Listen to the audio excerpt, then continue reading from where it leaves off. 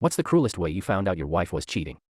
When I married my wife, I really believed I'd beaten the odds. We'd been together since college, the kind of couple people described as meant for each other. We had the cheesy engagement photos, the perfect wedding, the first apartment that was barely big enough for two people but felt like a palace because it was ours. She was my best friend before she was my wife. We laughed at the same dumb movies. We could spend entire weekends doing nothing and still feel like it was time well spent. I honestly thought marriage would be easy because we had built such a strong foundation. But somewhere around year 4, things started to shift. It wasn't sudden, it was death by 1,000 cuts. She started working late more often, claiming big projects kept her at the office. She spent more time on her phone, more time going out with friends I'd never met, more time doing everything except being home with me.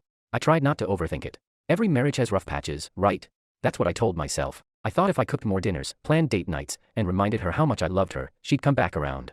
Then little cracks started to show. She'd leave the room to take certain calls. She'd change her passcode. She snapped at me for asking simple questions, like where she'd been. I told myself I was being paranoid, but deep down, I knew. The confirmation came in the cruelest way. One night, she left her phone on the counter while she showered. A message lit up the screen, "Can't wait until tomorrow night. Same hotel." My stomach dropped.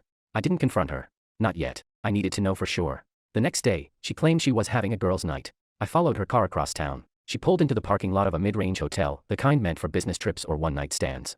My heart was pounding as I sat in my car, watching her stroll into the lobby without hesitation.